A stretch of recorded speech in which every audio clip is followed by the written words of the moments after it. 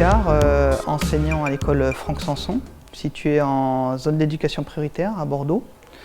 Et j'ai en charge cette année d'une classe de CE1, CE2. Avec l'outil robotique, il y a souvent pas mal de compétences travaillées.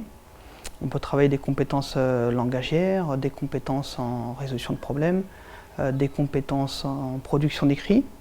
Mais il y a un objectif qui est omniprésent, notamment aujourd'hui sur l'ensemble des séances qu'on a pu faire auparavant, c'est résoudre une situation de problème en collaborant. Et le défi d'aujourd'hui, ça va être de résoudre le problème suivant.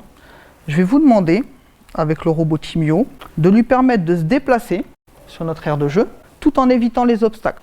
Et une fois qu'on a cet objectif, faut trouver les moyens d'organiser ces séances au mieux. Vous avez vu que là, on était en effectif réduit, parce qu'on l'organise avec mes collègues dans le cadre d'un projet des décloisonnements, et on peut faire passer des petits groupes, ce qui permet déjà d'engager cette activité de robotique avec le matériel qu'on a. C'est important de le dire, parce qu'effectivement, on n'a pas un effectif de classe réelle pour l'instant, parce qu'il y a une organisation pédagogique autour. Alors comme ça fait longtemps, comme il y a eu les vacances, on va reprendre un petit peu. Vous savez, je vous ai présenté un peu le logiciel VPL. C'est le logiciel qui permettait de programmer ce robot. On a commencé par un rappel de ce qu'ils avaient vu auparavant. Donc il y a une mise en commun, il y a un travail collectif au début sur ce qu'on va rechercher, quoi, comment. Ils ont des outils de recherche, donc sur des fiches au crayon, ils notent leurs observations avant de passer à la programmation sur l'ordinateur. À chaque fois, il faut trouver une proposition. Peut-être que ton copain ne va pas avoir la même proposition. Peut-être que Charlie va décider de faire une marche arrière. Peut-être que vous avez décidé d'aller à droite, à gauche. Vous avez compris ? Oui.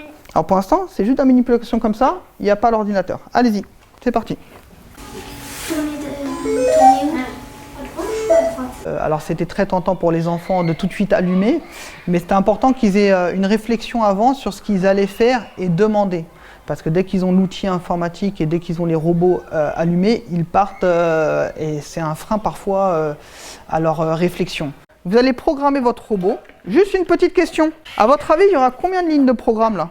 Effectivement, il y en aura une pour avancer, une pour éviter à droite, à gauche, etc. D'accord ?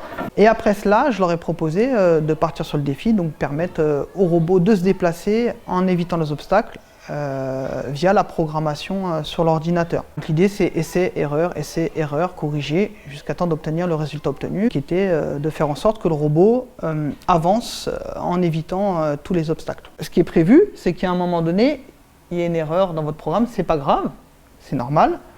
On reprend les choses et on reteste. L'intérêt de l'outil robotique, c'est qu'il y a cet esprit de essai-erreur et ça permet de dédramatiser le statut de l'erreur, qui est souvent problématique dans les autres domaines d'apprentissage. Donc ça permet à l'enfant d'oser se tromper et de rappeler à l'enfant qu'apprendre, c'est se tromper. Tu l'as testé et ça ne fonctionnait pas ? Réessaye là pour voir. Ce n'est pas l'enseignant qui va dire que c'est faux ou pas faux. C'est directement lors de la manipulation que les élèves vont s'apercevoir que le robot obéit ou n'obéit pas. Donc en fait c'est tout à fait neutre. Il y a une réponse immédiate et en robotique on ne peut pas y arriver du premier coup. Donc on est obligé de recommencer jusqu'à temps que ça fonctionne, s'interroger, se poser les bonnes questions. Donc on est vraiment dans une situation de recherche. Il évite à droite, il évite à gauche. Et lorsqu'il a un obstacle devant lui, il évite de nouveau.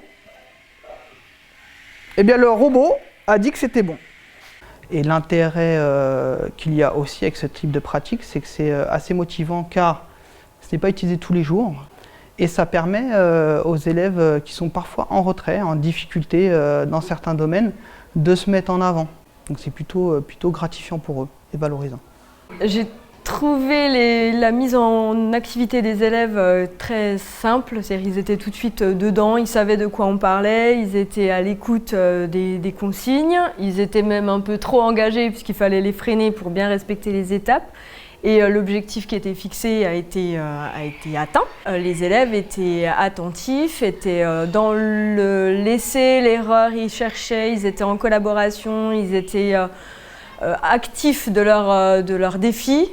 Donc pour des élèves qui sont en difficulté dans certains domaines, là, ils vont pouvoir appliquer leurs compétences à d'autres domaines, montrer aussi de quoi ils sont capables, alors qu'ils vont être bloqués par de l'écrit, par du un cahier, un stylo, là ça va les coincer. On les a vus faire du langage oral où ils osaient demander, ils écrivaient, ils demandaient comment ça s'écrivait, donc on est dans de la compétence d'orthographe. Donc au final on est dans du langage oral, la compétence de production d'écrit, plus que dans de la robotique.